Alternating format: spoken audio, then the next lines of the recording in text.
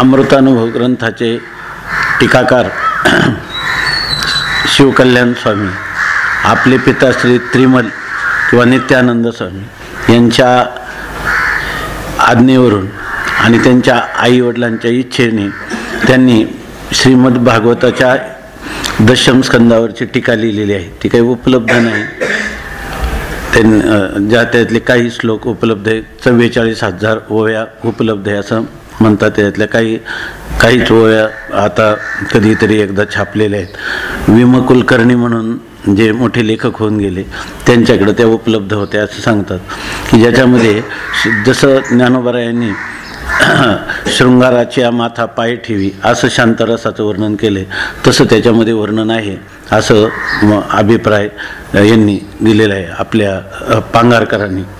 त्याच्यामध्ये शृंगाराला शांतरसात परिणत करण्याचं शाब्दिक अद्भुत चमत्कार त्या ग्रंथाने केला असं त्यांनी म्हटलेलं आहे. तर हे ग्रंथ लिहिण्यासाठी जवळजवळ 25 वर्ष ते पंढरपुरामध्ये राहिले आणि तिथंच त्यांना पुन्हा आज्ञा झाली की या ठिकाणी अमृतानुभवाचं चिंतन करा म्हणून. कोणता एक डोंगर आहे पैठणजवळ, त्या डोंगरावर ते काही काळ त्यांचे गुरुबंधूंच्या सहवासात की ज्यांना परंपरेचं अमृतानुभवाचं ज्ञान होतं त्यांच्या सहवासात राहिले आणि नंतर मग हा ग्रंथ लिहिला. हा ग्रंथ पंढरपूरलाच लिहिला अशाविषयी काही हे नाही, परंतु पंढरपूरमध्ये वास्तव्य करून त्या चिंतन करण्याच्या लिहिण्याच्या अगोदर ग्रंथ लिहिण्याच्या अगोदर काही काळ त्यांनी पंढरपूरला जाऊन निवास केला. म्हणून पांडुरंग परमात्म्याच्या प्रेरणेनं अंतःप्रेरणेने त्यांना हे या ठिकाणी ह्या ग्रंथाची पूर्णता झालेली आहे. पांडुरंगाचे उपासक आहेत म्हणून आपण दररोज पांडुरंगाष्टकातला एखादा श्लोक म्हणतो एवढाच त्याचा अर्थ आहे. तर या ठिकाणी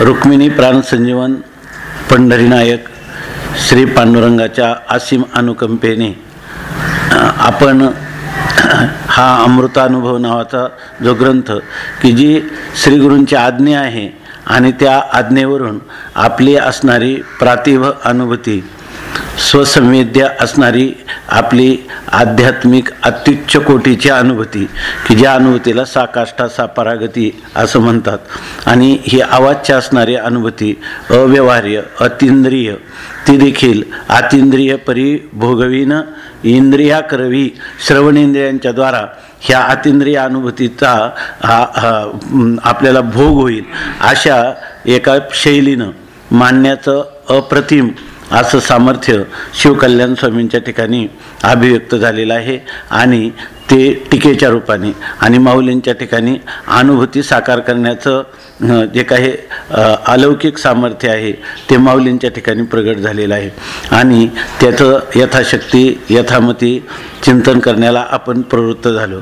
आपल्या नेहमीचं एक ध्रुवपद असतं की हा आपल्या जीवनातील भाग्याचा क्षण आहे, परंतु असं आपण एकदाही उच्चारलेलं नाही अमृतानुभव सुरू झाल्यापासून. त्याचं कारण असं आहे की भाग्याचं क्षण म्हणजे काय असं म्हणताच येत नाही. भाग्याचा क्षण आहे की नाही हे माऊली ठरवतील, आहे की नाही. त्या भाग्याचा क्षण किंवा आपली जी काही स्वसंवेद्य आपली जी काही अंतःकरणाची वृत्ती असेल तर ती वृत्ती त्याचा निर्वाळा देईल. तोपर्यंत आपण भाग्याचा क्षण म्हणण्याचं कारणच नाही. असो या ठिकाणी आपण चिंतन करताना श्लोक पंचक प्रथम प्रकरण शिवशक्ती समावेशन, द्वितीय प्रकरण सद्गुरू वंदना आणि या सर्वाचं चिंतन करत असताना त्यामध्ये एकच सूत्र आहे किंवा एकच केंद्रबिंदू आहे, तो म्हणजे सर्वम यद अयमात्मा किंवा नेह नानास्ति किंचन किंवा सर्वम खल्विदम ब्रह्म. हे या एकमेवा द्वितीयम ब्रह्म नेह नानास्ति किंचन ही जी श्रुतिवचनं आहेत ह्या श्रुतिवचनांचं जर यथार्थ अनुभूती माऊलींनी जी गुरुकृपेने घेतली तीच अनुभूती या ठिकाणी प्रगट करतात, शब्दाच्या द्वारा साकार करतात. तर त्याच्यामध्ये एकच ही अनुभूती आहे. प्रकरणं वेगवेगळे असले तरी सर्व प्रकरणांचं उद्दिष्ट एकच आहे, परंतु दादा म्हटले त्याप्रमाणे फक्त ह्या ग्रंथामध्ये पुनरावृत्तीचं खूपच आहे.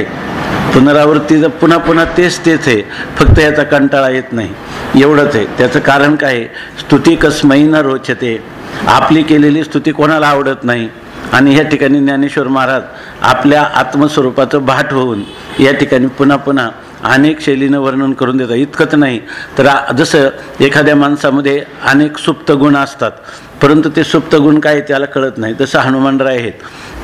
हनुमानरायांच्या ठिकाणी ते जे काही त्यांच्या काशेला जन्मजात काशेला जी लंगोटी होती त्याला काय सांगितलं, सुवर्ण कौपिन होती. त्या कौपिनीचं त्यांना ज्ञान नव्हतं. त्यांच्या आईनं सांगितलं की जो कोणी ओळखील त्यावेळेला तुझ्या ठिकाणी ही अलौकिक असणारी दिव्य शक्ती प्रगट होईल. कारण ते सूर्याचा ग्रास घ्यायला गेले ना, सूर्याला ग्रास घ्यायला म्हणजे सूर्याला पकडायला गेले, त्यावेळेला सगळ्या देवादिकांना भय वाटलं मग की आता हे सूर्यालाच गिळून टाकतात, म्हणून त्या ठिकाणी त्यांचं सामर्थ्य लुप्त झालं. परंतु ते लुप्त कायमचं झालं नाही. ज्या अर्थी त्यांनी लंकेमध्ये उड्डाण केलं त्याच अर्थ ते सामर्थ्य लुप्त झालेलं नव्हतं, पण ते कुठपर्यंत होतं, जोपर्यंत त्यांना हे माहीत नव्हतं. आणि त्यांच्या आईनं सांगितलं होतं, बरोबर आहे ना, आईनं सांगितलं होतं की तुला जो कोणी ओळखेल तोच तुझं इष्टदैवत आहे, आणि तिथून पुढं तुझ्या ठिकाणी अलौकिक असणारं सामर्थ्य पुन्हा त्याला प्राकट्य होईल किंवा ते अभिव्यक्त होईल. आणि त्याचप्रमाणे सीतेच्या शोधात असताना झाडावर हे वानर बसलेले हनुमानराय त्या ठिकाणी सुवर्ण कौपिन आहे, आणि खालून भगवंताची नजर गेली रामचंद्र प्रभूंची, आणि त्यांना सांगितलं की ह्या लक्ष्मणाला सांगितलं की हे बघ, हे जे वानर आहे हा कौपिन धारण केलेला आहे, हा ब्रह्मचर्यामधला शिरोमणी आहे, आणि याच्या ठिकाणी जशी ईश्वरी शक्ती आहे तशी कर्तुम अकर्तुम अन्यथा कर्तुम शक्ती संपन्न आहे. बरोबर हनुमानरायाचं अंग फुगलं, आणि हनुमानरायाच्या सर्व जेवढ्या शक्ती होत्या त्या सर्व शक्ती वास्तविक त्यांच्या ठिकाणी आपण म्हणतो ना, मनोजवम मारुततुल्य वेगम जितेंद्रियम बुद्धिमताम वरिष्ठम वातात्मजम वानर युथ मुख्यम श्रीरामदूतम शरणम प्रपद्ये, असं आपण म्हणतो. ह्या सगळ्याच्या सगळ्या शक्ती मनोजवम मारुत नाही. ते हनुमान आपल्याला काय समजत होतं, आपण एक माकड आहे असं समजत होतं, परंतु ज्या वेळेला भगवंतांनी सांगितल्याबरोबर सगळ्या शक्ती त्या ठिकाणी स्फुरद्रूप झाल्या, सगळ्या शक्तींचं स्फुरण त्यांच्या ठिकाणी अभिव्यक्त झालं.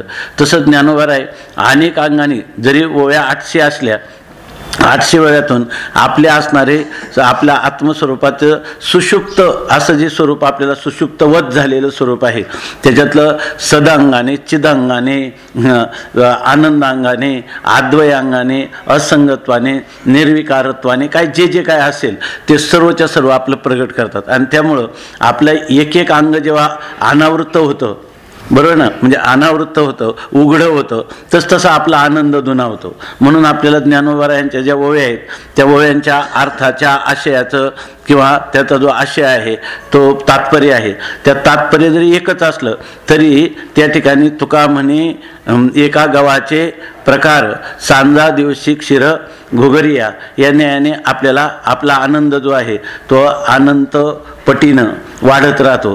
त्यामुळं आपल्याला हे पुनरावृत्ती होत आहे याचा विसर पडतो. आणि उलट झारू म्हणे निजे जैसे देविका स्वरूप तुझे तैसे नित्य नूतन देखिजे हे अनुभवामृत तत्व, अशा प्रकारचं आपल्याला या ठिकाणी वाटतं. म्हणून आपण एकत्र बसून याचं चिंतन करतो. भाग्याचा निवाडा माऊली करतील, किंवा आपला जे काय असणारं सत्सद विवेक बुद्धी संपन्न अंतकरण आहे ते अंतकरणाचे जे भाग आहेत, बुद्धी मन चित्त आणि अहंकार, हे सगळे मिळून एकत्र बसतील आणि त्याचा निवाडा करतील, आहे की नाही.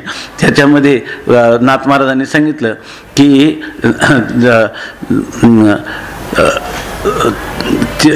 तै बुद्धी सोहम सदनामादी रिगे असं ते जई अहंकार धरी सोहमपण तै चित्ती प्रगटे चैतन्य घन तेव्हा मनही होय उन्मन बुद्धीचा निश्चय पूर्ण परब्रह्मी. अशा प्रकारची स्थिती जर झाली तर समजायचं का आपला भाग्याचा उदय झाला. आपल्या भाग्याचा उदय झाला हे सांगण्यासाठी, बरोबर ना, हे सांगण्यासाठी दुसरं कोणाला विचारण्याची गरज नाही. स्वामी महाराज सांगायचे की मुलगी प्रसूतीसाठी आपल्या माहेराला आली आणि ती झोपाळू होती.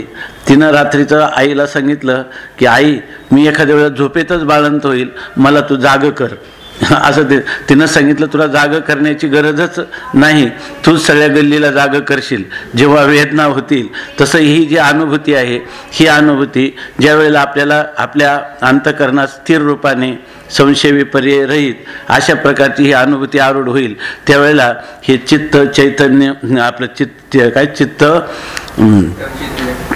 नाही आता सांगितलेली होई ना, तेव्हा चित्त होय चैतन्य घन, अशा प्रकारची चैतन्य घनता ही चित्ताला कळेल. सोहमपण ह्या अहमला कळेल. मनाचा बुद्धीचा निश्चय परिपूर्ण परब्रह्म आहे असा होईल. अशा प्रकारचं आणि संकल्प करणारं जे मन आहे ते मन भावाला सोडून उन्मन भावाला प्राप्त होईल. हे भाग्याचे क्षण आहेत. त्या क्षणाचा जो येईल तेव्हाच निवाडा होईल. त्याच्या अगोदर आपण ते भाग्याचा क्षण, शिवाय अशा प्रकारच्या वक्त्याला सांगावं लागत आहे का भाग्याचा क्षण म्हणण्याऐवजी आपल्याला हे ऐकून घ्यावं लागतं. हे काय आहे म्हणलं तर दुर्भाग्य आहे, परंतु हे तुम्ही सहन करत असल्यामुळं भाग्याचा क्षण असं म्हणायचं धाडस होत नाही, एवढाच याचा अर्थ आहे की नाही. म्हणून तेवढा भाग उत्तरार्धाचा आपण काढून टाकला होता. त्याचं स्पष्टीकरण केल्यामुळं घातल्यासारखाच झाला.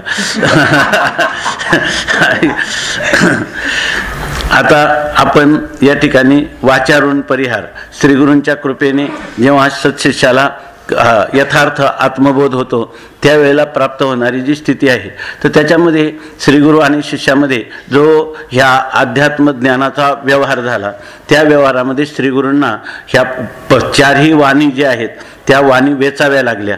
तेव्हा शिष्याला बोध झाला आणि त्या शिष्याला देखील ह्या चारही वाणींच्या द्वारा त्याच्या अंतःकरणामध्ये हे ज्ञान संक्रमित झालं. त्यामुळे ह्या चार वाणींचा जो व्यवहार आहे, ह्या रूपाने श्रीगुरूंनी शिष्याला दिलेलं ऋण आहे. त्यांनी त्याला ऋणको करून ठेवलेलं आहे आणि आपण धनको झालेले आहेत.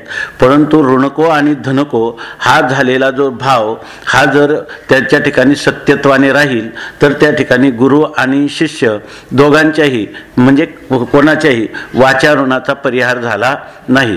त्या ठिकाणी श्रीगुरूंना देखील आपण चार वाणीने जो खर्च केल्या त्याच्याबद्दलचा वाणीचा कोणत्याही प्रकारचा शब्दात्मकतेचा अभिनिवेश किंवा अहंकार नसला पाहिजे. आणि ज्या शिष्याने हे ग्रहण केलं त्यांनी असं म्हटलं नाही पाहिजे की या ठिकाणी व्रताचरणे कर्कशे आणि काय श्रवण विवेक श्रवणे खरपुसे आणि करिता जाती भोकसे बुद्ध्याधिकांचे, अशा प्रकारचं आपलं जे भांडवल होतं बुद्धीचं मनाचं शरीराचं, आणि त्यांनी आम्ही फार हे काही सहज प्राप्त झालं नाही. जी उत्तमा सहज अवस्था म्हणतात त्या सहज अवस्थेमध्ये मागं केलेल्या साधनांचं कोणत्याही प्रकारचं स्मरण देखील पुसटचं सुद्धा त्याचा ठसा देखील राहता कामा नये. केवळ अखंड नित्यसिद्ध असणारं ऐक्य तेच उर्वरित राहिलं तर त्या ठिकाणी वाचारुणांचा परिहार होतो. थोडीसुद्धा जाणीव नसली पाहिजे.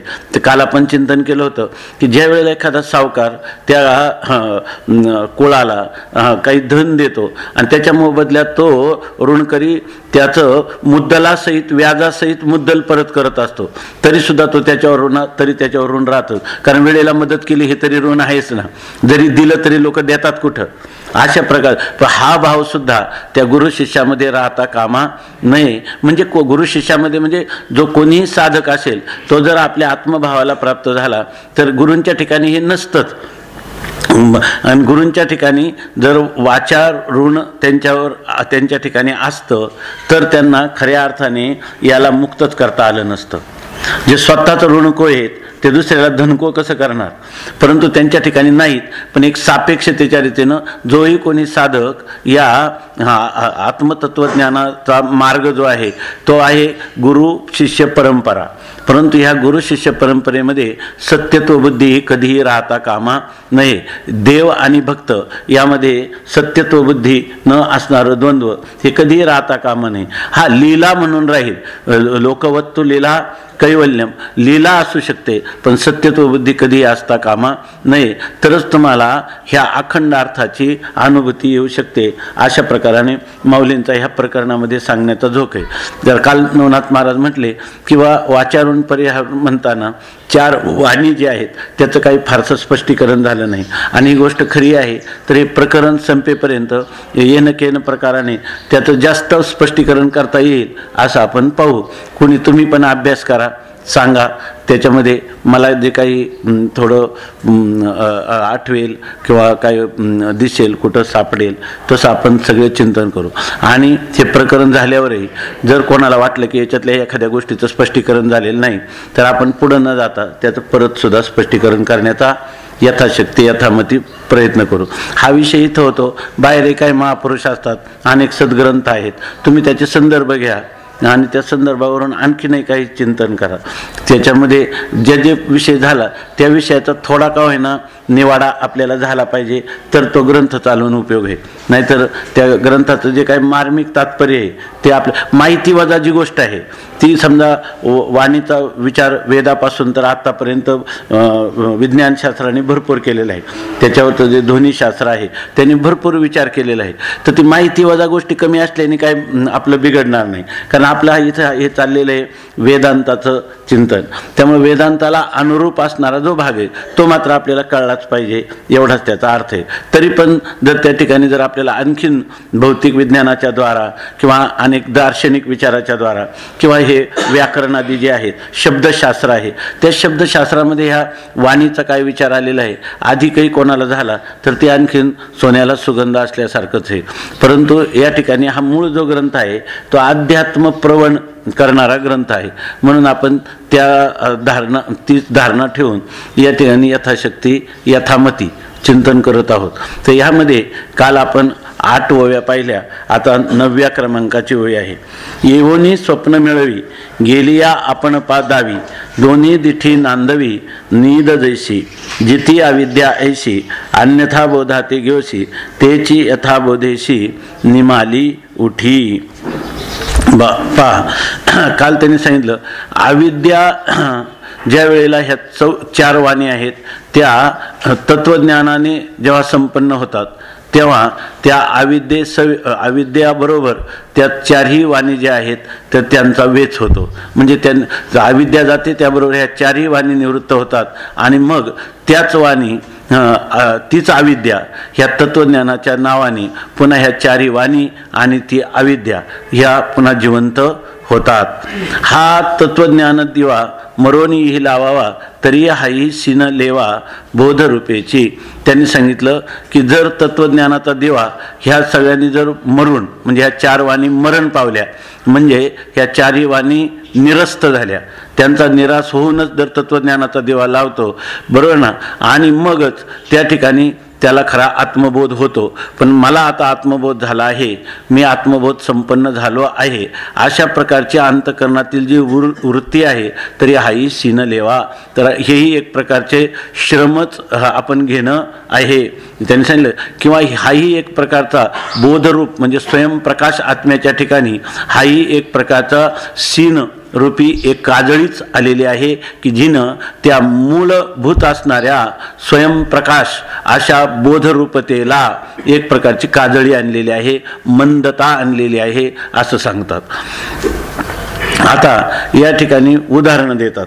ते उदाहरण असं देतात, येऊनी स्वप्न मिळवी गेलिया आपण पादावी, दोन्ही दिठी नांदवी नीद जैशी. 9व्या क्रमांकाची ओवी आहे 3ऱ्या प्रकरणातली. तिथं सांगतात येऊनी स्वप्न मिळ. येऊनी म्हणजे कोण येऊनी? या ठिकाणी ही नीद येऊनी पुढं जो आहे ना 9व्या ओवीमध्ये शेवटचं नीद जैशी, तर ती नीद येऊनी स्वप्न मिळवी. नीद म्हणजे निद्रा. निद्रा आली तर काय करते आपल्याला स्वप्नाला प्राप्त करून देते, कारण निद्रा असल्याशिवाय स्वप्न पडत नाही. मग निद्रा ज्या वेळेला मनुष्याला येते त्यावेळेला ती स्वप्नाला प्राप्त करते. आणि गेलिया म्हणजे निद गेलिया, निद्रा जर गेली तर काय करते आपण पादावी, ती आपल्या स्वरूपाला दाखवते म्हणजे जागृतीला दाखवते. म्हणजे झोप आली तर स्वप्न दाखवते आणि झोप गेली तर आपल्याला जागृतीला प्राप्त करून देते. आपण पादावी आपल्या स्वरूपाला म्हणजे यथार्थ स्वरूपाला जागृतीला ती आपल्याला दाखवते. पण दोन्ही दिठी नांदवी नीद जैशी, जैशी नीद दोन्ही दिठी नांदवी. ह्या दोन्ही दृष्टी जी आहे ती नांदवते म्हणजे व्यवहाराला आणते. कोण आणते? निधच, निद्राच त्या ठिकाणी आणते. आपण कालच पाहिलं की या ठिकाणी सुषुप्ती जी आहे तर त्याला काय सांगितलंय काल ते 15व्या अध्यायातली ओवी आहे की त्या घन अज्ञान सुषुप्ती. घन अज्ञान ही म्हणजे अज्ञान घन ही सुषुप्ती अवस्था आहे. आणि हीच अवस्थेचं काय आहे, ज्या वेळेला ती काय विश्व आणि तैजस यांच्या आश्रयाने राहते, तेव्हा ती घन अज्ञान सुषुप्तीला बीजांकुर भाव म्हटलेले. तीच या ठिकाणी स्वप्न आणि जागृती हा फलभाव ती यायचा. स्वप्न आणि जागृतीच्या रूपाने तीच फलभावाला प्राप्त होते. म्हणजे दोन्ही दृष्टी म्हणजे जागृती आणि स्वप्न ह्या दोन्ही दृष्टी दाखवणारी कोण आहे, निधच आहे.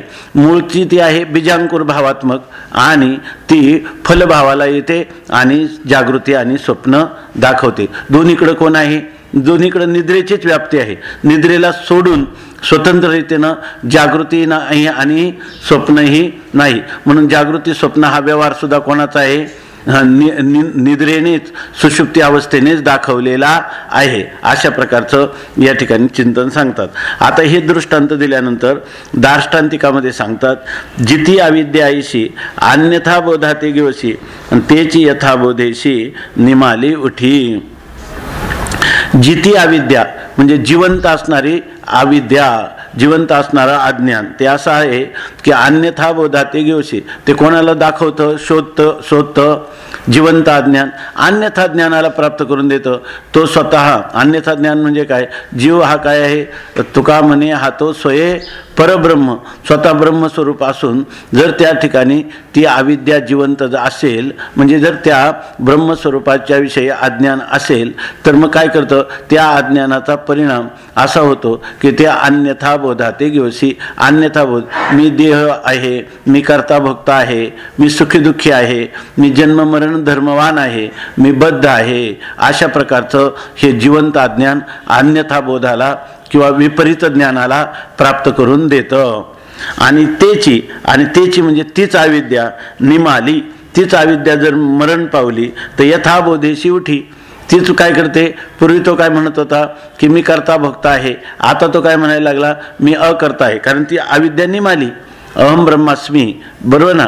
या बोधाने त्या ठिकाणी ती काय झाली, अविद्या नष्ट झाली. पण नष्ट झालेली अविद्याच पुन्हा काय झाली, त्याच्यानंतर तो काय म्हणायला लागला, मी अकर्ता आहे, अभोक्ता आहे, मी जन्ममरण धर्मवान नाही, मी बद्ध नसून मी नित्यमुक्त आत्मा आहे, अशा प्रकारचा मी सुखी दुःखी नाही, मी पाप पुण्यवान नाही, बरोबर ना. न सुखम न दुःखम न पुण्यम न पापम चिदानंद रूप शिवोहम शिवोहम. या रूपाने काय झालं, ते मेलेलीच अविद्या पुन्हा निमाली यथाबोधेशी उठी. ती यथार्थ बोधाने, पूर्वी अन्यथा बोध होता, आता कोणता झाला, यथार्थ. यथार्थ म्हणजे जसा विषय आहे तसं, येन प्रकारेण अर्थ असती तेन प्रकारेण तस्य ज्ञानम भवती. सा यथार्थ ज्ञान ना, त्याला काय म्हणायचं, ते यथार्थ ज्ञानम, त्याला म्हणायचं यथार्थ ज्ञान. ते यथार्थ ज्ञान त्याला होतं. परंतु त्यामध्ये सुद्धा काय अविद्येच्या सापेक्षच आहे की नाही. मी अविद्येने म्हणत होता मी अकर्ता आहे, आपलं मी कर्ता आहे, आणि आता काय म्हणायला लागला, मी अकर्ता आहे. तिथं म्हणत होता मी अभोक्ता आहे, मी भोक्ता आहे, इथं म्हणायला लागला मी अभोक्ता आहे. परंतु त्याच्यामध्ये अज्ञान गेलं हे लक्षात ठेवूनच म्हणतो की नाही. मग याचा अर्थ ते मेलेलंच अज्ञान पुन्हा उठलेलं आहे, जिवंत झालेलं आहे असं सांगतात. आता यावर टीका सांगतात, निद्रा योगे स्वप्न तेची गेलिया जागेपण तरी जागृतीमुळे मागुती स्वप्न ठेविलेच आहे. आता म्हणतात निद्रा योगे स्वप्न, निद्रेचा संबंध आला म्हणून स्वप्न पडलं. तेची गेलिया जागेपण, आणि तीच निद्रा गेली तर त्याला काय होतं, जागेपण जागृती अवस्था प्राप्त होते. तरी जागृतीमुळे मागुती स्वप्न ठेविलेच आहे. मग त्यामुळं ते म्हणतात जागृती अवस्थेमध्ये, बरोबर ना, जागृती ह्या अवस्थेमुळं मागुती स्वप्न ठेविलेच आहे. पुन्हा स्वप्न ठेवलेच आहे. पुन्हा स्वप्न कसं काय ठेवलेलं आहे, जागृतीमुळं स्वप्न कसं काय. काल त्यांनी सांगितलं की जागृती आणि स्वप्न हे दोन्ही एकच आहे, बरोबर ना, असं सांगितलं ना. जागृती स्वप्न दोन्ही एकच आहे. इथं काय सांगतात, तरी जागृतीमुळे मागुती स्वप्न ठेविलेच आहे. याचा अर्थ काय आहे, जागृतीमुळे म्हणजे जर आपल्याला जागेपण झालं ना जागे पण झालं का स्वप्न आहेच आहे. कशामुळं तर जागृती आणि स्वप्न हा दोन्हीही त्या सुषुप्ती अवस्थेचा फलभाव असला, बीजांकुर रूप असणाऱ्या सुषुप्ती अवस्थेचा फलभाव असल्यामुळं आणि काय यथा स्वप्न प्रपंचोयम मयी माया विजृंभिता तथा जागृत प्रपंचोपी मयी माया विजृंभिता. आहे की नाही? स्वप्न प्रपंच जर माझ्या मायेचा विस्तार असेल तर तसा जागृत प्रपंच सुद्धा माझ्या मायेचा विस्तार आहे. म्हणून या ठिकाणी जागृती अवस्थेचा अभिमान धारण केला की त्याला सुषुप्ती अवस्थेचा अभिमान धारण केल्यासारखाच आहे. कारण जागृती आणि स्वप्न या दोन अवस्थेमध्ये यत्किंचित सुद्धा भेद शास्त्राने सांगितलेला नाही किंवा अनुभूती सुद्धा तशीच आहे. आहे की नाही? दोन्ही अवस्था जर ह्या सुषुप्तीशीच निगडीत आहेत तर त्या अर्थात त्या परस्परांशी सुद्धा, बरोबर ना, परस्परांशी सुद्धा निगडीत आहेत. निगडीत आहेत म्हणजे काय? स्वप्न म्हटलं का जागृती आहे आणि जागृती म्हटलं की स्वप्न आहे असं म्हणता येईल ना. त्यामुळं जागृतीमुळे मागृती स्वप्न ठेवलं. जागृतीचा अभिमान धारण केला ना तुम्ही की त्याबरोबरच जागृतीचा अभिमान धारण केला का तुम्ही सुषुप्तीचा अभिमान धारण केल्यासारखाच आहे. बरोबर आहे ना. आणि त्याच वेळेला तुम्ही स्वप्नाचाही अवस्थेचा अभिमान धारण केल्यासारखा आहे. अभिमानाचा जेव्हा त्याग करायचा तेव्हा सर्वच अवस्था अभिमानाचा त्याग झाला पाहिजे, तरच तुम्हाला स्वस्वरूप स्थितीचं यथार्थ अनुभूती येईल. पण तुम्ही जर म्हटले म्हणजे अज्ञानाचा स्वीकार केला की अज्ञान कार्याचा स्वीकार करावा लागतो आणि अज्ञान कार्याचा स्वीकार केला की अज्ञानाचा स्वीकार करावा लागतो. म्हणजे करणं अपरिहार्य आहे, केल्यासारखाच आहे. म्हणून म्हणतात जागृतीमुळे मागुती स्वप्न ठेवलेच आहे. किंवा स्वप्न आणि जागेपण याशी एक निद्राची कारण, निद्राची नाही तरी जाणं दोन्ही मृषा. आता म्हणतात येत किंवा विकल्पाने आपल्याला सांगतात दुसऱ्या रीतीनं, अथवा स्वप्न आणि जागेपण, स्वप्न आणि जागृती या दोघांना याशी एक निद्राची कारण. दोघांना कारण कोण आहे? निद्राच नसती तर जाग काय आणि निद्रा नसती तर स्वप्न काय? दोन्ही नाही कारण काय? निद्रेचा अभाव झाला की जागृती असं म्हणतात, बरोबर ना. आणि निद्रेमध्ये जर तुम्हाला स्वप्न जर पडलं तर एखादा मनुष्य म्हणतो का मला झोप नव्हती आली पण स्वप्न पडलं, असं कधी झालंय का?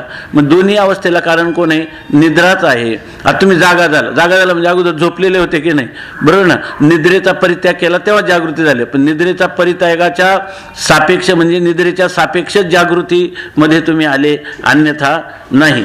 म्हणून म्हणतात स्वप्न आणि जागेपण याशी एक निद्राची कारण, निद्राची नाही तरी जाणं दोन्ही मृषा. जर तुम्हाला निद्राचा नसेल तर दोन्ही मृषा म्हणजे दोन्ही मिथ्या आहेत. तुम्हाला जर झोपच नाही, एखादा मनुष्य म्हणतो मला निद्रा काय प्रकारे माहीत नाही पण मला मात्र स्वप्न आणि जागृती या दोन अवस्थांचा अनुभव आहे. तर जिथं निद्रा नाही ना तिथं तुम्हाला जागृती आणि स्वप्न असा कधीच व्यवहार होणार नाही. फिटलिया निद्रेचा ठाव कैसा स्वप्नाशी प्रस्ताव. स्वप्नाचा का स्वप्नाशी. फिटलिया निद्रेचा ठाव कैसा स्वप्नाशी प्रस्ताव. मग सत्य की ते वाव कोण म्हणे.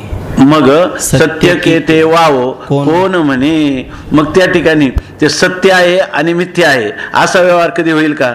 म्हणजे ज्या वेळेला तुम्हाला मिथ्या आहे असा व्यवहार होतो किंवा सत्य आहे असा व्यवहार होतो, त्या दोन्ही वेळेला काय मानावं लागते? निद्रा मानावीच लागते.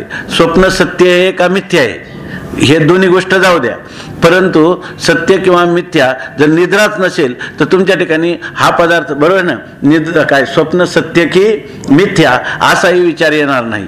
इथं अध्यात्मशास्त्राचा विचार करताना आपण म्हणतो ब्रह्म सत्यम जगन मिथ्या जीवो ब्रह्मैव नापरा. हा सगळा विचार अज्ञान रूपी निद्रेला धरूनच आहे. ब्रह्म सत्यम जगन मिथ्या हा विचार सुद्धा कशाला धरून आहे? अज्ञानाला. आणि या ठिकाणी ब्रह्म सत्य आहे किंवा ब्रह्म नाहीच आहे, फक्त जगतच सत्य आहे किंवा ब्रह्मही सत्य आहे, जगतही सत्य आहे, ईश्वर आणि जीवही सत्य आहेत, हाही विचार कोणाचाच आहे? हाही विचार अज्ञान रूपी निद्रेतलाच आहे, बरोबर ना. हाही विचार अविद्येतलाच आहे. आणि जीवो ब्रह्मैव नापरा हा सुद्धा कशातला आहे? अविद्येतलाच विचार आहे.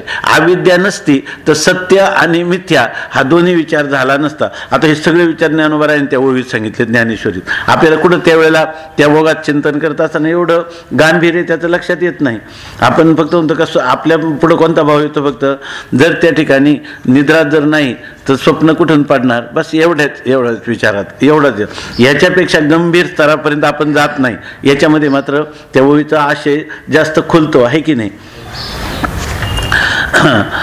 निद्राची नाही तरी जाणं दोन्ही मिथ्या. जर झोपच नसेल तर ह्या दोन्ही काय आहेत, मिथ्या. जागृती आणि स्वप्न हे दोन्ही मिथ्याच आहेत, वाचारंभण आहेत. ना तरी निद जागृती सवय आली तरी आपणची पुष्ट झाली आणि स्वप्न दावी ते काळी निद्रेचाची लेशो. आता सांगतात निद जागृती सवय आली. हे जर खरं आहे ना, हे जे चिंतन हे नित्यानंद ऐक्य दीपिकेमध्ये शिवकल्याण स्वामींनी केलं ते इतक्या सुलभ भाषेत आणि इतकं निस्संदेह करणार आहे. आणि हे सगळ्यांच्या अनुभवाच्या जवळचे दृष्टांत दिलेत. त्यामुळं माणसाला ज्ञानेश्वरीमध्ये किंवा बऱ्याच ग्रंथामध्ये बरेच आपल्याला सिद्धांत कळतात पण दृष्टांतच कळत नाही. त्यातल्या त्यात विचार सोपा, सगळ्यात वेदांताचा विचार करायला जवळची पद्धत आहे अवस्था विचार. पंचदशीकारांनी तरी आपली सगळे पंचदशीचं अवलोकन केलं पण कोणालाही आपल्या स्वरूपाच्या जवळ जाण्याची प्रक्रिया अवस्था विचाराची दिसते. थोडे जरी श्लोक असतील तरी तेच आनंद प्रकरणातले काही आणि तत्वविवेकामधले तरी आपल्याला काय वाटतं, ह्या अवस्थांचा विचार सगळ्यात जवळचा आहे की नाही. आणि त्याच्यापेक्षा सोपा विचार ह्या नित्यानंद ऐक्य दीपिकेमध्ये अवस्था विचार आणखीन गंभीर, परंतु तो गंभीर आहे, सूक्ष्म आहे, परंतु अत्यंत सरळ आणि अनुभवाचा आहे, आपल्या जवळचा वाटावा अशी शब्दांची रचना इथं ह्या नित्यानंद ऐक्य दीपिकेमध्ये केलेली आहे. तर तिथं कसं सांगतात बघा, ना तरी अथवा निद जागृती सवय आली. हा, जागृती अवस्थेला कोण प्रसवलेली आहे? निद्रा अवस्थेनेच जागृती अवस्थेला जन्म दिलेला आहे. तरी आपणची पुष्ट झाली. मग जिनं जागृतीला जन्म दिला तर तिचा क्षय झाला का ती उलट त्या जागृतीला जन्म देऊन अधिक तिचं महत्त्व वाढलं, उलट ती अधिक पुष्ट झाली. म्हणजे इथं काय सांगायचंय की त्याला जागृती अवस्था जरी आली तर निद्रेला सोडून नाही, निद्रा जर नसती तर जागृती आणि स्वप्नाचा व्यवहार सुद्धा सांगता आला नसता. म्हणून एक प्रकाराने जागृतीला व्याली म्हणजे जन्म दिला आणि ही सुषुप्ती अवस्था अधिक पुष्ट झाली. आणि स्वप्न दावी ते काळी निद्रेचा चला लेशू. आणि ज्या वेळेला तुम्ही स्वप्न दाखवलं निद्रेने त्यावेळेला काय ते स्वप्न म्हणजे काय, निद्रेचाच एक असणारा लेश आहे. कारण जर ते नसते निद्रेचाच एक भाग, अविभाज्य भाग, म्हणून त्या ठिकाणी ते स्वप्न आपल्याला दिसतं. म्हणून असता स्वप्नाची जोडी गेलिया आपणची होय उघडी एवं उभयता परवडी निद्रेची चकी. म्हणून असता स्वप्नाची जोडी. म्हणून स्वप्नाची जोडी म्हणजे स्वप्नाचा संबंध तिच्यामध्ये आहे, बरोबर ना. स्वप्नाची जोडी असता, स्वप्नाची जोडी असताना कोण आहे? निद्राच आहे. आणि गेली आपणची होय उघडी. आणि जर स्वप्नाचा संबंध सुटला तर आपणच काय होते?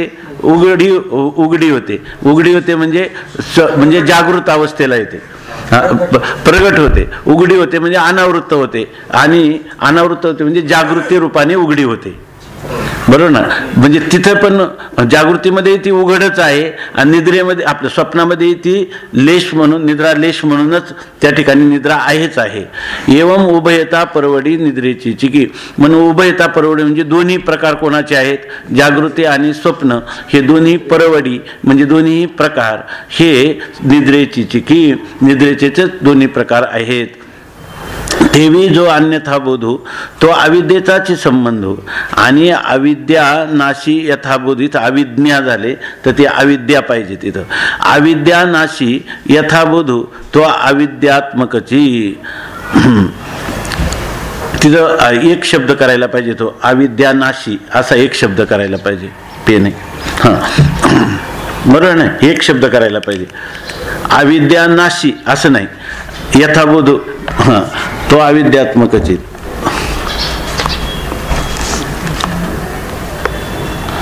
बरोबर नाही, संहिता एकत्र करायला पाहिजे, पदच्छेद नाही राहू द्यायचा.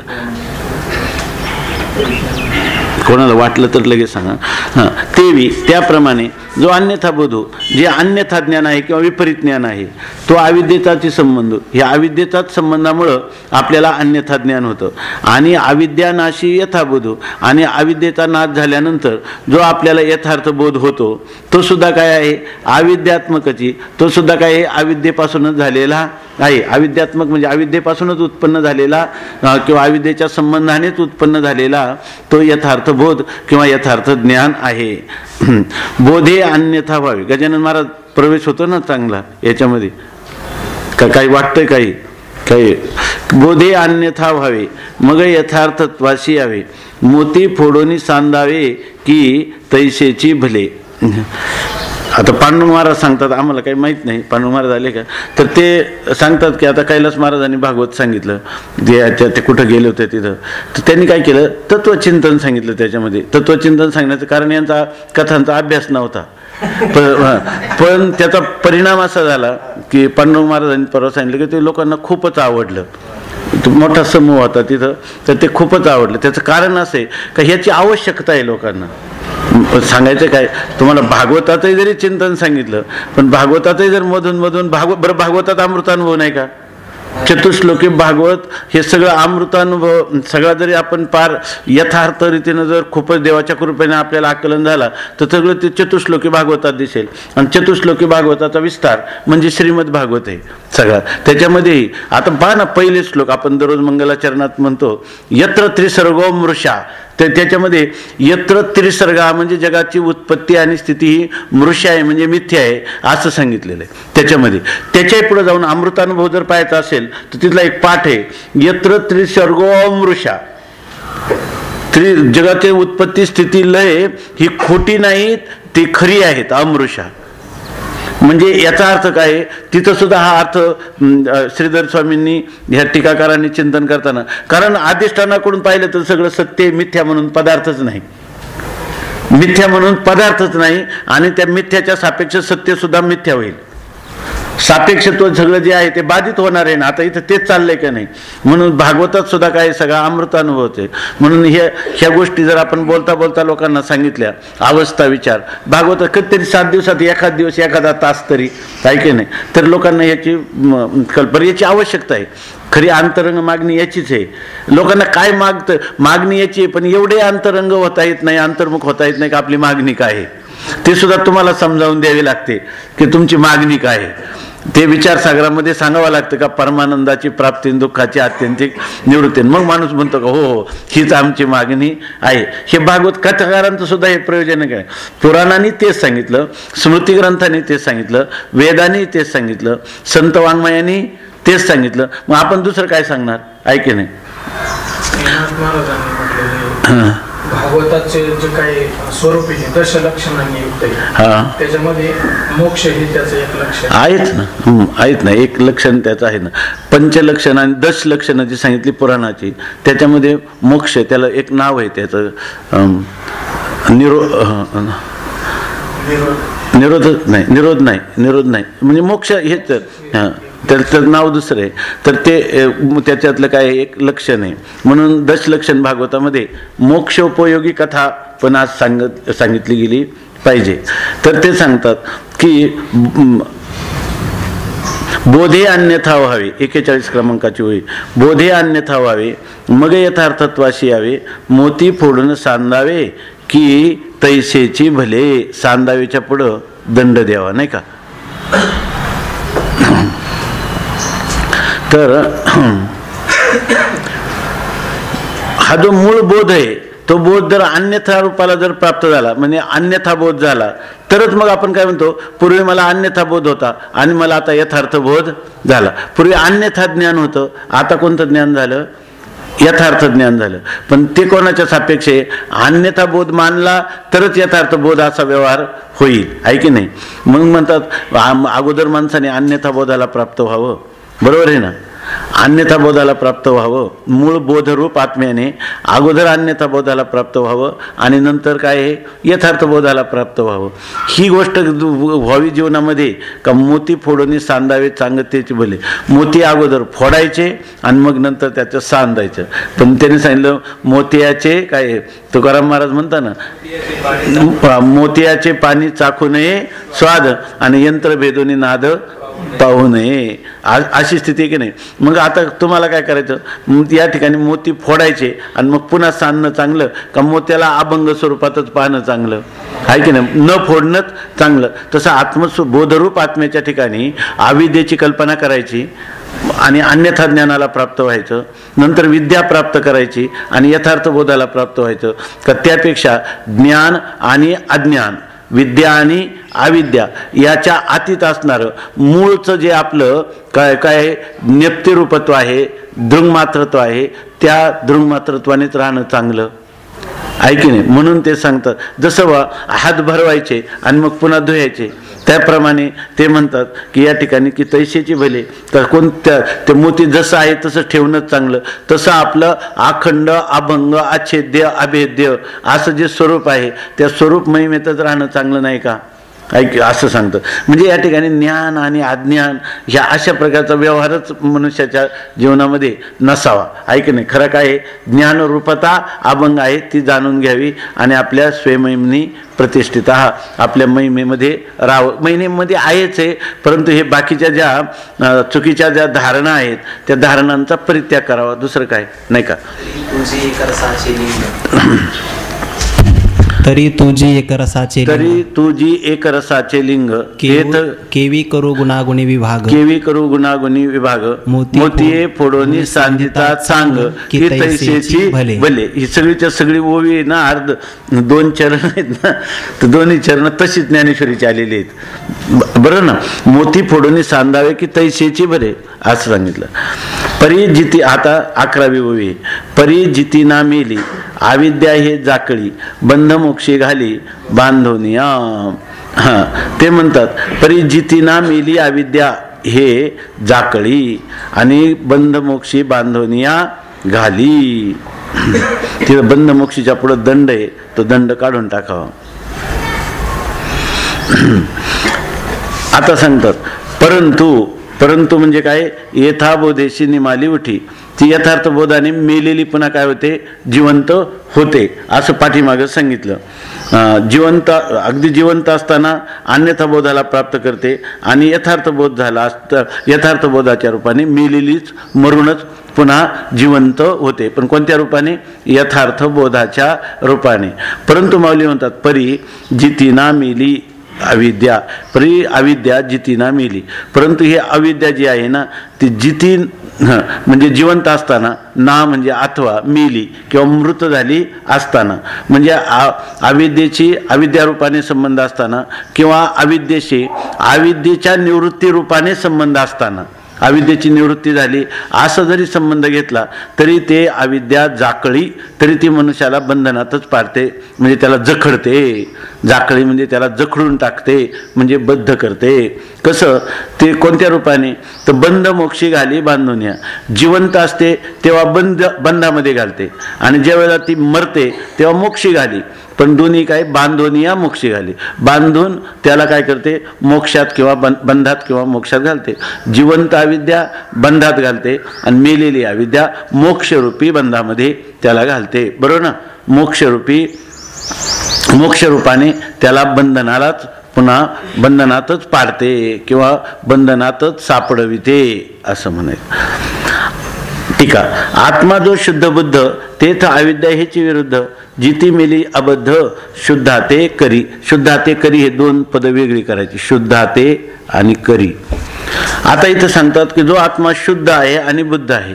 या ठिकाणी बुद्ध म्हणजे बुद्ध शब्दाने आपण म्हणतो ना, आत्मा कसा आहे, सच्चेद आनंद स्वरूप आहे. मला वाटतं लघु वासुदेव मननामध्ये याचं चिंतन केलेलं आहे. बुद्ध शब्द का आला, बुद्ध शब्द म्हणजे याचा अर्थ अज्ञानाने अस्पर्शित अचुंबित असं जे आत्मस्वरूप आहे त्याला बुद्ध असा शब्द, त्याला बुद्ध असं म्हटलेलं आहे.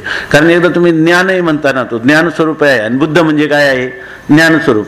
तर हे जे ज्ञानस्वरूप आहे हे अज्ञानाने अस्पर्शित अचुंबित असं त्याचं जे मूलभूत स्वरूप आहे ते शुद्ध आहे. तर त्याला अशुद्धाचा स्पर्श लागला नाही म्हणून ते काय आहे, शुद्ध आहे. आणि अज्ञानाचा स्पर्श लागला नाही म्हणून ते काय आहे, बुद्ध आहे. आणि हे त्याचं बुद्धत्व आणि शुद्धत्व हे नित्य आहे, त्याला सोडून कधीही राहिलेलं नाही आणि त्याला कधी अन्यथा भाव प्राप्त झालेला नाही, असं जे स्वरूप आहे. तर ते म्हणतात आत्मा जो शुद्ध बुद्ध, आत्मा जो शुद्ध स्वरूपाचा आहे म्हणजे त्याच्या ठिकाणी मल विक्षेप आवरण काहीच नाही ना, अशा प्रकारचा असणारा हा शुद्ध. पाप पुण्य ही दोन्ही अशुद्धी त्याच्या ठिकाणी नाही, असा शुद्ध असणारा आत्मा किंवा तो बंध आणि मोक्ष यांच्याही अतीत असणारा. आता शुद्ध आणि बुद्ध तेच अविद्या हेच विरुद्ध.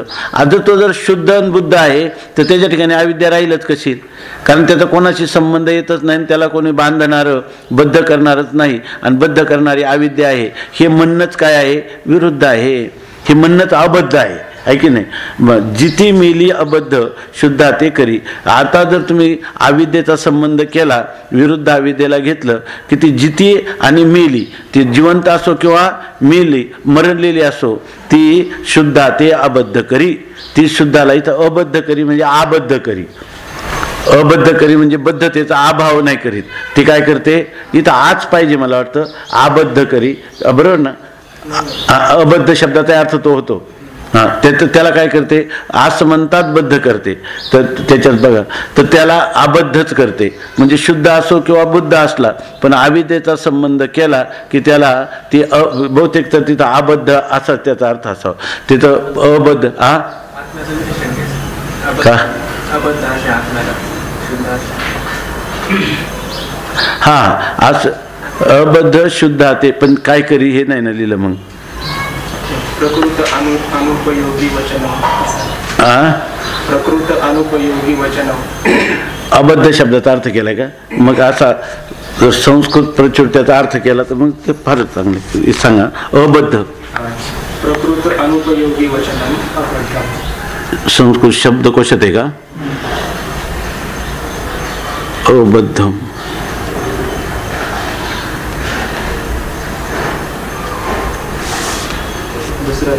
अमरकोशामध्ये अर्थ केलेला आहे अनर्थ कथा.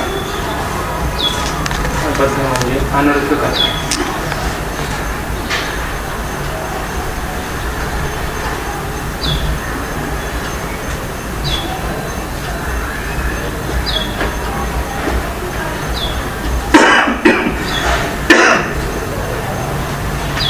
हां दुसरं अनर्थ कथा त्याच्या आधीचं प्रकृत अनुपयोगी वचन.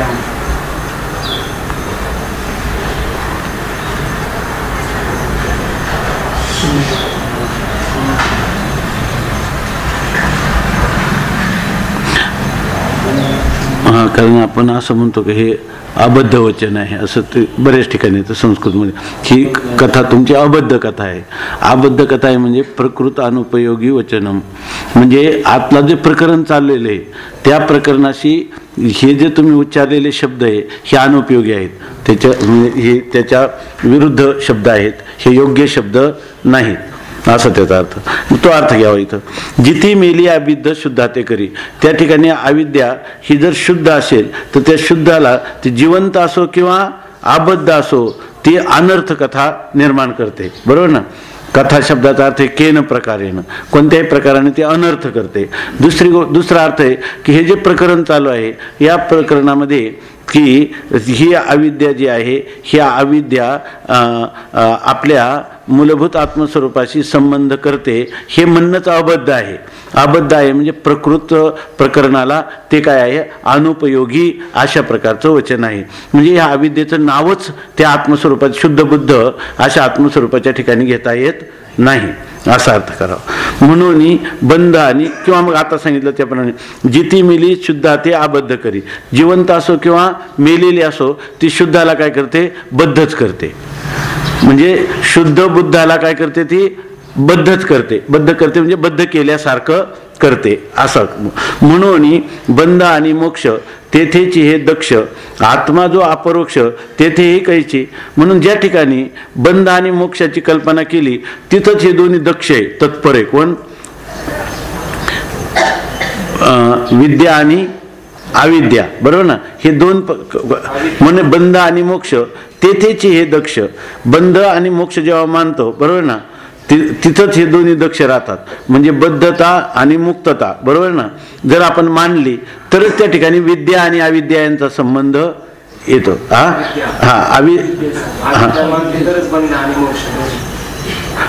तेथे बंध आणि मोक्ष तेथेची हे दक्ष. तेथेची म्हणजे जर अविद्या मानली तर अविद्येच्या ठिकाणीच बंध आणि मोक्ष हे तत्पर आहेत. म्हणजे बंध आणि मोक्ष यांचा व्यवहार करता येतो. तेथेची म्हणजे कुठं? अविद्या मानली त्या पक्षात. फक्त ज्या पक्षात अविद्या मानली त्याच पक्षात बंध आणि मोक्षाची प्रतिष्ठा आहे.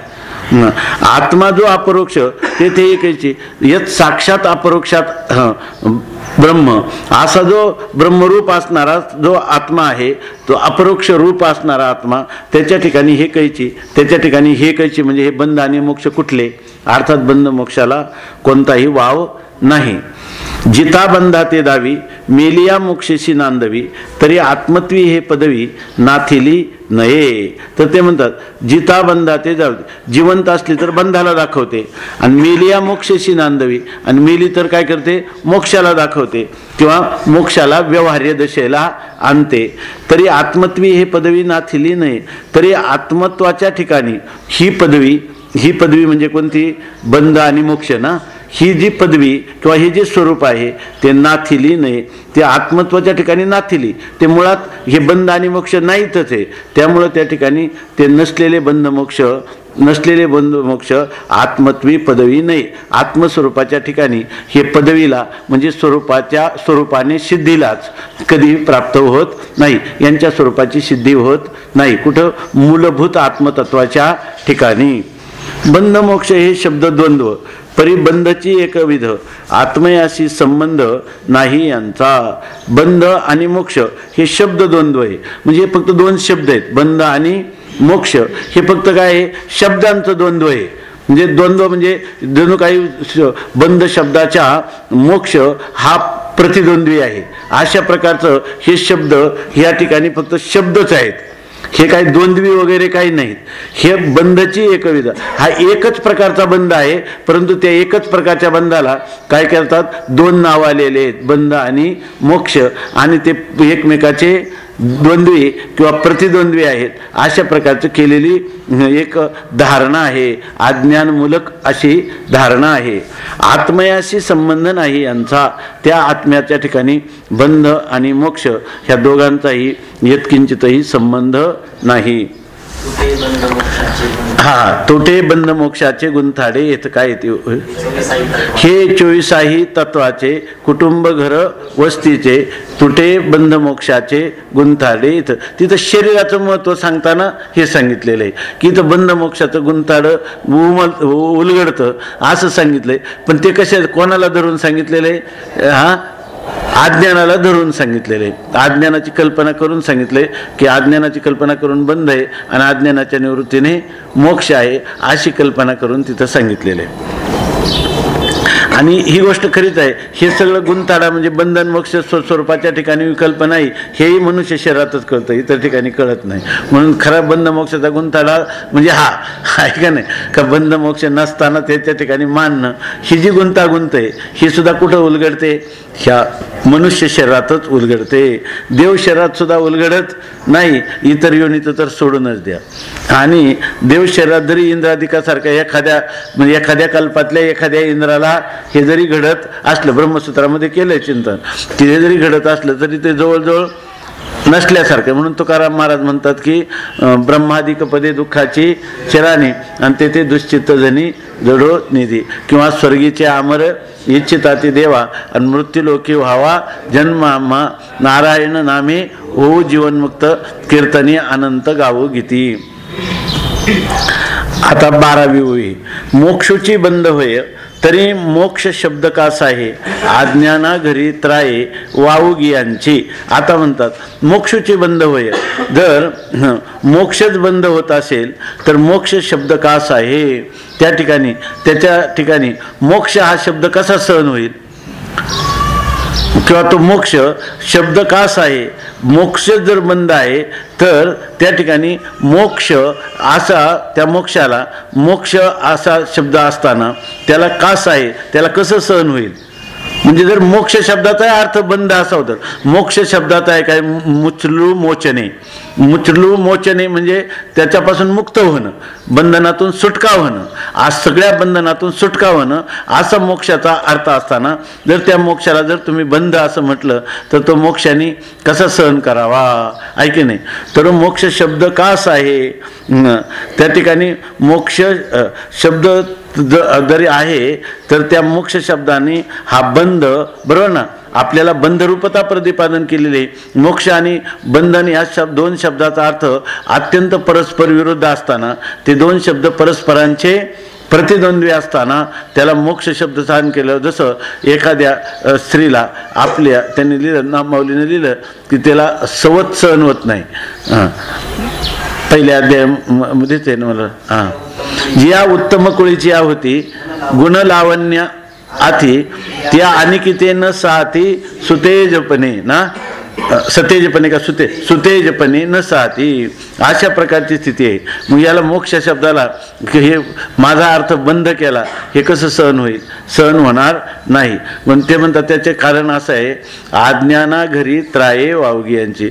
मग त्या खरं काय आहे, त्याला सहन जरी होत नसला ना तर त्याला सहन केलंच पाहिजे. पण त्याची वेगळी प्रतिष्ठा कुठपर्यंत आहे, अज्ञान जर असेल तरच ह्या बंध आणि बंध सापेक्ष मोक्ष शब्दाला किंमत आहे.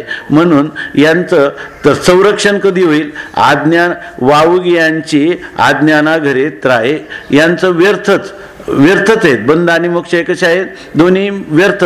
वावगे अर्थात टवाळ, मिथ्या, तुच्छ, आलिक अशा स्वरूपाचे शून्यरूप असे खरे बंध आणि मोक्ष आत्मस्वरूपाच्या ठिकाणी आहेत. परंतु अज्ञाना घरी त्राये, अज्ञान जोपर्यंत आहे तोपर्यंत यांचं रक्षण होत राहतं. अज्ञानच जर नसेल आत्मस्वरूपाच्या ठिकाणी, अज्ञानाची जर असिद्धी झाली तर मग बंध मोक्षांचं काय, दोघांचा अर्थ काय आहे, मोक्ष आणि बंध ह्या दोघांचा अर्थ काय आहे, बंध असाच अर्थ आहे. आणि ह्या दोघांचं संरक्षण कोणाच्या घरी आहे, अज्ञानाच्या घरी.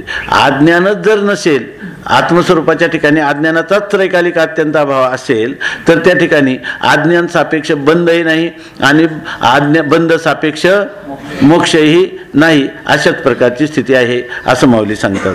मोक्षाची बंध होय तरी मोक्ष शब्द कसा आहे अज्ञाना घरी त्राये वावगियांची. आता टीका त्याच्यावर शंका केली, मोक्षच बंद होता तरी मोक्ष शब्द का घडता, बंधची कान म्हणजे तर बंधाशी पै.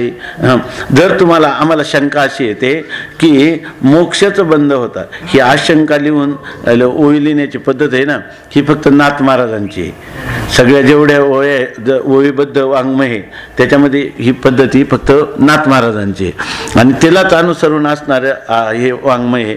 म्हणून मोक्षच बंद होता, मोक्ष जर बंद होता तरी मोक्ष शब्द का घडता, तर हे जे आंबे जोगायचं त्यांचं घराणं आहे, यांचं मूळचं घराणं जे आहे ते आंबे जोगायचे, जोग्याचा आंबा असं त्याचं पूर्वीचं नाव आहे. आणि तिथं त्या यांचं म्हणजे पैठण क्षेत्राशी यांचा फार संबंध आहे, कोणाचा, ह्या घराण्याचा.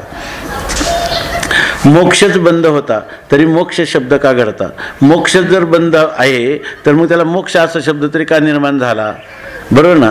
आणि बंधची कानामध्ये जे तर बंध असेल, मोक्ष त्या ठिकाणी बंधची ना, बंधालाच बंध म्हणतात ना. आणि मग मोक्ष जर बंद असेल तर बंधच्या नावाने म्हणायला पाहिजे होतं. मोक्ष शब्दाचा की ज्याचा विरुद्ध अर्थ होतो सुटका होणं, मुक्त होणं, हा अर्थ का केला अशी कोणालाही शंका येईल. म्हणून याचे उत्तर येथेचे असे परिकर जे अज्ञाना घरी बिढार दोन्हीचे असे. ते म्हणतात म्हणून याचं उत्तर जे आहे ना येथेची परिकर उत्तर असे, बरोबर ना. याचं अत्यंत त्याला काय म्हणतो आपण, त्याचं यथार्थ यथायोग्य अशा प्रकारचं उत्तर याच ठिकाणी दिलेलं आहे. कुठं की अज्ञाना घरी त्राये वावगी यांची जे अज्ञाना घरी बिडार दोन्हीचे असे. दोघांचंही बिराड कुठं मानलेलं आहे, अज्ञानाच्या घरातच आहे. म्हणून याचा असं आम्ही म्हणतो की बंध आणि मोक्ष दोन्ही कशाच्या, दोन्ही काय आहेत, बंधरूपच आहेत असं आम्ही म्हणतो. कुठपर्यंत तर अज्ञान असलं का अज्ञानाच्याच घरात दोघे राहतात, दोघेही कोणाच्या घरात राहतात, अज्ञानाच्याच घरात राहतात ना असं सांगतात. अज्ञानाच्या घरी मोक्षाची वार्ता जरी तो मोक्ष कोणे परी होईलच. आता ते म्हणतात जर अज्ञानाच्याच घरात जर मोक्षाच्या गोष्टी चालत असतील तर मोक्ष कशा प्रकाराने खऱ्या अर्थाने मोक्ष होईलच कसा. अज्ञान हे तोपर्यंत बंद आहे आणि मोक्षाची गोष्ट कोणाच्या घरात आहे, अज्ञानाच्याच घरात आहे. तर तोपर्यंत मनुष्याला नित्यमुक्तता कशी प्राप्त होईल, आहे की नाही. तोपर्यंत त्याची काय आहे, बद्धताच आहे. म्हणून आम्ही काय म्हणतो अज्ञानाच्या घरात दोघेही बिराड मांडून बिराड थाटून राहतात असंच आम्ही म्हणतो. अज्ञानाच्या घरी मोक्षाची वार्ता जरी, अज्ञानाच्या घरात जर मोक्षाची यत्किंचित वार्ता जरी त्या ठिकाणी असती तरी मोक्ष कोणेपरी होईल साचं. खऱ्या अर्थाने मोक्ष कोणत्या प्रकाराने होईल सांगा बरं. अज्ञान आहे आणि अज्ञान सापेक्षता आहे आणि मोक्ष झाला असं कधीतरी होणं शक्य आहे का, होणं शक्य नाही. मग मुळी जे अज्ञान ते मोक्षाशी केवी कारण आणि बंध याचे निगुणे जाण तेही अनुमानाची. आता मुळी जे अज्ञान, मूळ जे अज्ञान आहे ते मोक्षाशी केवी कारण. अज्ञान कधी मोक्षाला कारण होईल का, मोक्षाला कारण अज्ञान होणं कधी शक्य नाही. उलट ते काय करेल, बंधरूपच आहे अज्ञान. म्हणून बरं ना, ते बंधरूप आहे का बंधाला कारण आहे, अज्ञान हे बंधाला कारण आहे का, बंधरूपच आहे. मग बंधरूपच असणारं जे अज्ञान आहे, मुळी जे अज्ञान ते मोक्षाची केवी कारण, ते मोक्षाला कसं काय कारण होईल. आणि बंध याचे निगुणे जाणं तेही अनुमानाची. आणि ते म्हणतात पुन्हा हे जे अज्ञान आहे ना, तुम्ही काय म्हणता, पण बंध याचे गुणे जाणं, ते म्हणतात ते अज्ञान काय आहे, बंध इथं बंध याचे नि आणि गुणे असा पदच्छेद करायला पाहिजे, बरोबर ना. बंध हा मग पर आणखीन होईल तो बंध याचेनी गुन्हे जाण असं घ्यावं लागेल. बंध याचेनी गुन्हे असे 3 पदच्छेद करायचं त्याच्या ठिकाणी. हा जो बंध आहे ना तो याचेनी गुन्हे जाण हे अज्ञानाच्याच गुणामुळे आहे. म्हणजे त्रिगुणात्मक असणाऱ्या अज्ञानामुळेच बंध आहे असं तुम्ही म्हणता, बरोबर ना. बंध अज्ञानामुळंच आहे, या अज्ञानाच्या गुणांमुळं म्हणजे अज्ञानाच्या स्वरूपामुळं किंवा त्रिगुणात्मक असणाऱ्या अज्ञानामुळंच हा बंध आहे असं जाणा तुम्ही जाणा असं जर म्हणाल तर बघा, अज्ञानामुळं बंध आहे असं तुम्ही जे म्हणता तेही अनुमानाची. ते तुम्ही अनुमानाने म्हणता की नाही. अज्ञान कोणी पाहिले, बद्धच्या सापेक्ष त्या ठिकाणी अज्ञानाचं काय केले गेलेले अनुमान. म्हणून आपण नेहमी म्हणतो अज्ञान हे कसं आहे, अनुमेय आहे. अज्ञान किंवा अविद्या ही कार्यानुमेय आहे. कार्यावरून बद्धता, तुम्हाला बद्धतेचा अनुभव आला म्हणून आम्ही काय मानलेले अज्ञान. अज्ञान आहे का अज्ञान मानलेलं आहे, अज्ञान काय केलेलं आहे, मानलेलं आहे. म्हणून या ठिकाणी मानलेला पदार्थ आहे. म्हणजे याचा अर्थ मूळ आत्मस्वरूपाच्या ठिकाणी अज्ञान नाहीच आहे. ते अज्ञान तुम्ही जेव्हा म्हणता ना बद्धता झाली म्हणून अज्ञान मानलंच पाहिजे, अज्ञानाशिवाय बद्ध होऊ शकत नाही. आम्ही काय म्हणतो की अज्ञानाशिवाय बंध होऊ शकत नाही. ह्या बद्धता, बरोबर ना, बंधन या कार्यावरून तुम्ही त्या अज्ञानाला मानलेले. अर्थात ते अनुमान प्रत्यक्ष आहे का, अनुमान आपलं त्या अज्ञान प्रत्यक्ष आहे का, ते कार्यानुमेय आहे, कार्यानुमेय आहे. म्हणून बंधची नाही. म्हणून तुम्ही जरी अनुमान केलं असलं पण तत्वतः त्या आत्मस्वरूपाच्या ठिकाणी म्हणून बंधची नाही, तेथ मोक्ष तो काय. तरी सुद्धा श्रुती, युक्ती, अनुभूती या सगळ्या दृष्टीने पाहिलं तर अज्ञानाची सिद्धीच होत नाही. आता हे प्रकरण जे 7व्या प्रकरणामध्ये त्या सगळ्या गोष्टी येतील, जे आता अज्ञान खंडन प्रकरणामध्ये येतील.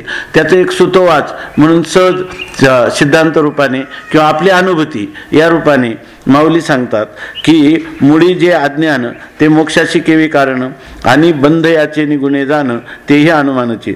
म्हणून बंधची नाही. मग जर तिथं बंधच नाही तर तेथं मोक्ष तो काही. बंध असेल तर काय होईल? मोक्ष. आता येच्या विषयी दृष्टांत बोले, आणि ह्या संबंधाने म्हणजे ही जी अविद्या आहे बरोबर ना, ते त्या संबंधाने आम्ही काय करतो? दृष्टांत बोले. हे कार्यावरून तुम्ही अनुमान केलेलं आहे, परंतु वस्तुस्थिती मात्र तशी नाही. ह्या सगळ्याची बंध आणि मोक्षाची प्रतिष्ठा फक्त काय? अज्ञानाच्या घरी, आणि ते अज्ञान मूळ स्वरूपाच्या ठिकाणी त्रैकालिक अत्यंताभावरूप आहे, शून्य रूप आहे. आणि तुम्ही जे काही संस्काराने काही बोलता तर्क पद्धतीनं, ते सुद्धा ते अनुमान कसं आहे आपलं? ते अज्ञान कसं आहे? कार्यानुमेय आहे. आणि कार्यानुमेय आहे असं तुम्ही जेव्हा म्हणता अज्ञान, त्यावेळेलाही ते अज्ञान खरं काय? अविद्या येणे नावे आणि मी विद्यमानाची नव्हे, हे अविद्याची स्वभावे सांगत असे. ऐक ना, किंवा स्वये सांगत असे. अविद्या या शब्द सांगतं म्हणून ते स्वामी महाराज दृष्टांत द्यायचे की ते आपण म्हणतो ना डालडा, आणि त्याच्या पुढं लिहिलं असतं वनस्पतिका तेल. असं लिहिलं असतं की नाही? वनस्पतिका घी का किंवा वनस्पतिका तेल काय असं लिहिलेलं असतं. आणि ते लोक जेव्हा पंक्तीला वाढायला येतात ते म्हणतात तूप वाढू का? तर ते भांड तसंच त्याच्यावर लिहिलेलं आहे का डालडा वनस्पतीचं तेल आहे, आणि हा काय म्हणतो तूप वाढू का? आहे की नाही? त्याच्यामध्ये तसं या ठिकाणी ही जी माया आहे ना, ती स्वतः सांगते मी नाही, तो ते डालडा सांगतो का मी तूप नाही, आणि हे त्याला काय म्हणतात? तूप. तशी ही माया काय आहे? कार्यानुमेय आहे. तर ते सांगतात की मनोनी बंधची नाही, ते तर मोक्ष तो काही. आता येच्या विषयी दृष्टांत बोले. आता ह्या मायेच्या संबंधाने आम्ही काय करतो? दृष्टांत, अविद्येच्या संबंधाने दृष्टांत सांगतो. बागुलाचे निमरणे तोषावे की बाळपणे, येरा तो नाही मा कोणे मृत्यू मानावा. घटाचे नाही पण फुटलियाची नागवन, मानिता असे ते जाण मनो एकी. म्हणून बंधची तव वावो मा मोक्षाके प्रसवो, परी मरोनी केला ठावो अविद्यातया दुपारी पो. कुंडली कवरदा हरी विठ्ठल श्री ज्ञानदेव तुकाराम ज्ञानेश्वर महाराज की जय, की जय, की जय, की जय, की जय.